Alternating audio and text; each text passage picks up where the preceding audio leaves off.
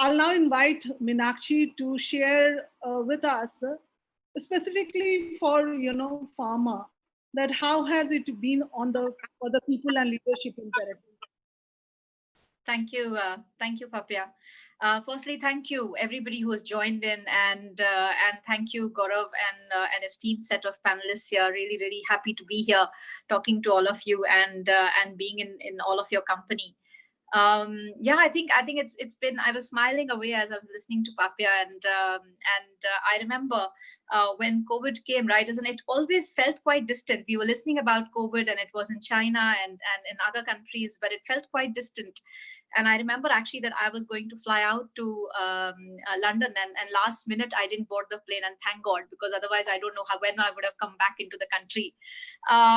Yeah, and things changed so rapidly, and I think it's human resilience that how some of it looks like a very distant past, though it was in March and mid-March, because of so many things that have happened since March to now, right? And I think as I was listening and thinking about this session, I went on to my journey of what has happened really since mid-March to today, and what did life and the situation throw at us. So there was I remember on 16th March, if I'm not mistaken, the health minister of Maharashtra had called some of us, the CHROs and the physicians and some of the hospitals, to say, if this was to happen, what are we going to do? And also understand how is the organization going to be working, supporting the government, supporting the purpose that we serve, but also the employees. And all of us, while we were there, we actually didn't know how it will evolve, right? Because things were evolving at such a rapid pace. We gave some advice. We connected as a group of CHROs from across sectors to say how we can come and support our country, how we can support employees, what's the best thing to do. But honestly, one thing that became clear is there was no playbook. And very rarely in times that we have seen in last several decades, that you are faced with a situation where there's no playbook per se. There's no other country, company. You have to go way back in the history when influenza came or something like that to sort of understand how to deal with a pandemic, right? So I think that was a moment where I think a few things happened, right? And I will use the same framework of organization, leadership, and then employee impact, right? Because I think that's how it flows.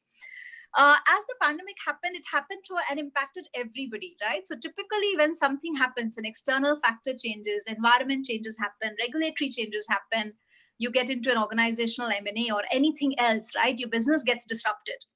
It's pretty much one or two stakeholders that get impacted, and you have to figure out a model that works then in a more agile environment. Here, you were in a situation where everybody got impacted. So you were in a situation where your country was impacted, the world was impacted, the customers were impacted, the employees were impacted, you personally were impacted, and you had to deal with the situation in a very fast manner, because for many organizations like pharma specifically, right, you do serve through the medicines, and the medicines have to reach your patients. And what do you do? And how do you enable that to happen as essential service? Became a big question mark. So I think a few things happened. I think one is the doctors and the regular model of pharma that, reps will go and visit the doctors and visit the pharmacy, sort of came to a standstill, at least in the first few months, because hospitals issued guidelines. Doctors said, no, we don't want reps to come. And also ethically and responsibly, we said, at this point in time, we don't necessarily want to distract the doctors that are needed. So we started thinking about what's really our role. How do we still deliver for our patients? How do we continue to look out for our employee safety? So essentially, we had to go deeply into 2 to 3 things. I think one, completely echo with what I think Papya mentioned a couple of times. I think in a time like this, when you don't have a playbook and there's not a written document that you can go to, or a case study, your North Star, your purpose and vision becomes extremely important, because that becomes your North Star for taking decisions, right? Because they're conflicting views. So what do you do? And that's when you say, why do we exist? what do we exist for, and what defines us as an organization. Yeah. So I think that plays a very, very important part. And for us, we first started, and there were a group of us called Issues Management Team, IMTs. I'm sure many of you are aware of and have these issues management teams who come together every day solving for the crisis that we went in. We set out the principles that were aligned to our purpose, right? Which was clearly articulated that, first was serving the patients. The second was employees were extremely critical and important to us. And it was outlined in our vision and purpose in terms of, so the employee safety was extremely critical for us. So looking at these two, then what drove us is that, and I think an implication on an organization was that I think 2 to 3 things helped GSK a lot. And I think these also helped based on my peer learning with CHROs of different companies in India. I have heard is that what helped is companies which had an agile culture naturally did much better, which meant people who are easy to break their silos and collaborate and come together to find solutions. Companies which were digitally agile, right, and had adopted digital and had a digital maturity were seen to be much more ahead. People who were naturally invested in culture and engagement seem to have come around really quickly. So clearly, these things enabled us a great deal. So as a company, apart from the purpose and the culture, we've been driven by this entire piece of one thinking. And nothing like crisis to really test, one either test collaboration or also accelerate collaboration. So I saw beautifully actually different functions coming together in creating really, really quick solution, all aligned to the purpose of serving patients. And that also included things like union, right? So we have large workforce which is unionized, both in our factories and in sales. And there was a dialogue of what do we stand for? And that purpose and collaboration helped break all silos to start looking at delivering for our patients really, and start our operations in our manufacturing sites.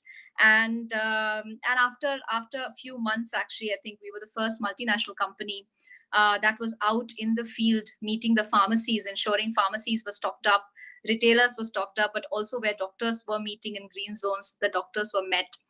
The other thing that I think, like I said, so the digital maturity really helped us. So I think we had everybody on laptops and iPads for years together. So everybody was very easy on all formats, right? Whether it's MS Teams, whether it was Skype, we had more platforms than possibly we ever used, and we didn't use because it's very cultural in terms of shifting mindset of using tools, but because we had the infrastructure maturity and we started pushing the cultural agility to adapt to this, that helped us a great deal. So alignment to purpose, agility and collaboration, maturity in terms of infrastructure, and the fourth piece is really on very not getting sort of fussed by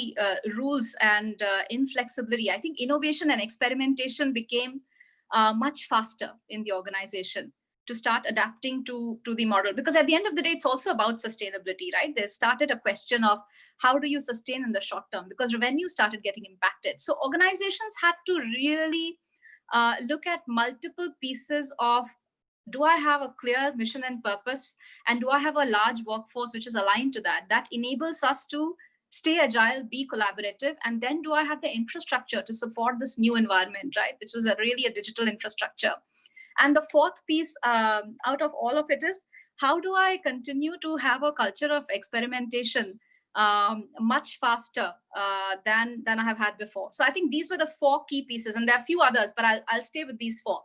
That meant there were different leadership expectation. Like I said, there was no leadership playbook. I think the question was, as a leader, how much? I think communication became front and center in the organization, because as as you suddenly lock down, employees who were 5,000 in numbers out in the field today are sitting at home. And for many other roles like mine, if you're in HR, you can still continue to work on your pieces. But what do you do for the guy whose job was to go and meet, let's say 10 to 11 doctors and retailers and pharmacists? What does he do? So I think communication in terms of what is happening, what we are dealing with, and how will we go about became extremely front and center in leadership role. I think second, that became extremely and communication included purpose, vision, culture, what's our aim and ambition, how are we dealing with the situation, so that your employees continue to stay engaged and understanding and actually even more cohesive in a distributed remote working environment. So that was one. We used tools like regular channels, of course, which is tools like this, either the video connects, the telephonic connects, but we also have an internal social media platform called Workplace. So we leverage Workplace a great deal, not just from top down, but we encourage a lot of peer-to-peer interactions. We encouraged a lot of bottom-up interaction. We had tons of video messages, short snippets, chats, blogs going on. So communication from a leadership behavior perspective became extremely important in driving the vision and the mission. The second piece that became extremely important was looking at and really closely monitoring resilience in the organization, and being a role model of it. And resilience has multiple aspects to it, right? Resilience has an aspect of physical well-being, mental well-being, emotional well-being, and whether your employees are able to get the energy sources, because we realized that people started facing issues that they had never faced. So I think very much echoing with Papia, right? You heard anxiety pieces, but also natural working became extremely difficult, because otherwise you would meet and have a cup of coffee or meet at a water filter, and everything that you could solve in 5-minute conversation became a 30-minute meeting, right? And building trust in a remote environment also became a significant issue. So from a leadership standpoint, how do you sort of continue to role model resilience, role model the right behavior, and enable employees became extremely, extremely important. What also became important is being very transparent. So if there was going to be a change, and let's face it, as in all the organizations, many of us have had to make business model changes, because at the end of the day, either your cash flows have been impacted or performance have been impacted, and you need to do something about it. The question was, can you do it with transparency? Can you do it by upholding your values, mission, and purpose still? And what is the right way of dealing with the change that everybody was facing? So I think that became extremely, extremely important. And I think that's a piece on empathy from a leadership level. So I would say empathy, connectedness, agility, and role modeling from a leadership level became extremely, extremely important. And then if you start thinking of employees, there were different implications for employees. Lead indicators. So every time when you have sales, right? So if sales is happening, it's easy because it's a lag indicator. But what do you do in a situation where the guy is not even able to meet and do his calls? So your lead indicators became extremely important. It was easy for us because we as a company have always focused on lead indicators. Actually, our sales guys don't have sales targets. So we spent a lot of time in building up, skill, knowledge, employability of our employees. The second piece became enabling them to adjust to this new life. Enabling them. I know Papia enjoys cooking, so she found a really positive story about being at home.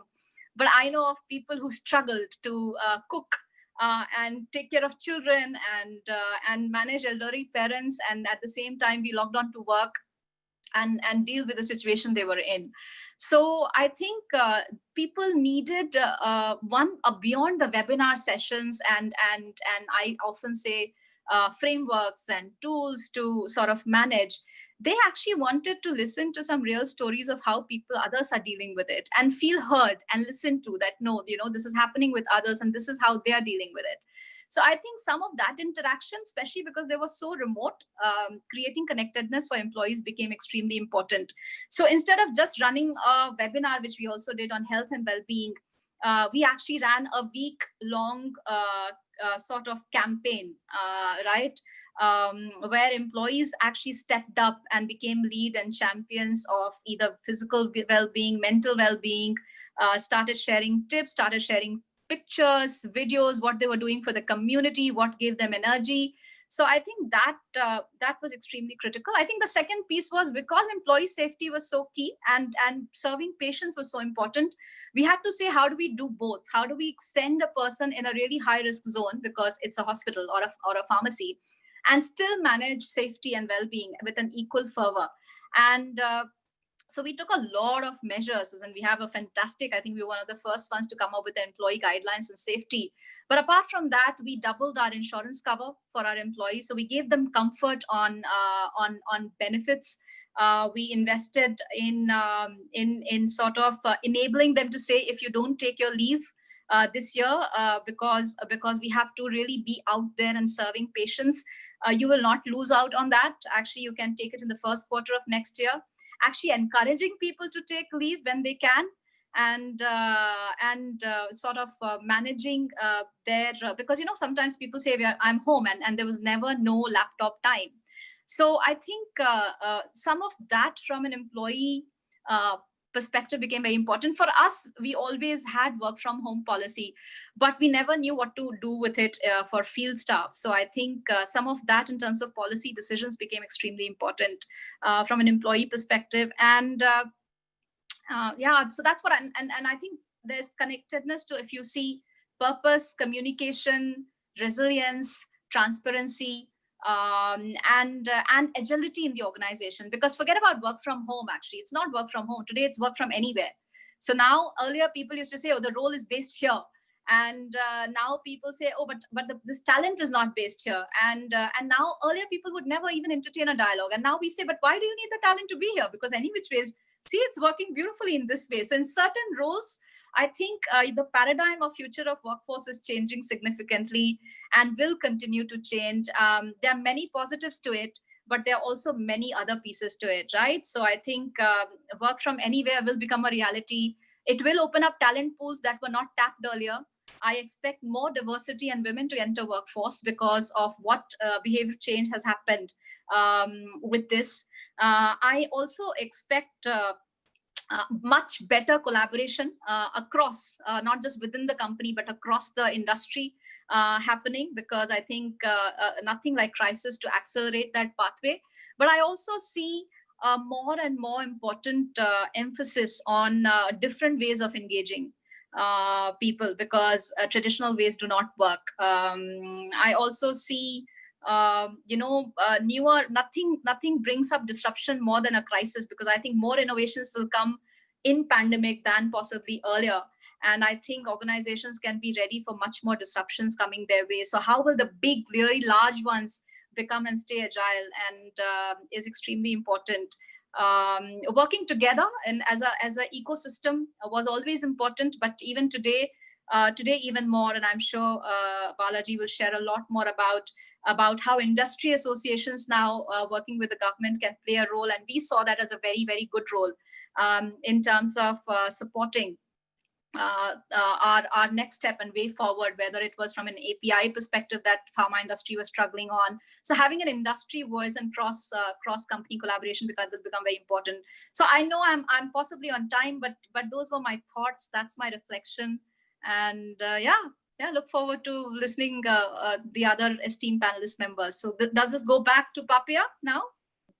Thanks, Meenakshi. Thanks for really giving us insights into, how you went about dealing with these situations, and how it has, like most of the time we do not talk about the positives that it has brought in terms of our agility, in terms of innovation, in terms of connectedness with the employees and being almost to one with it. So thank you for your insights.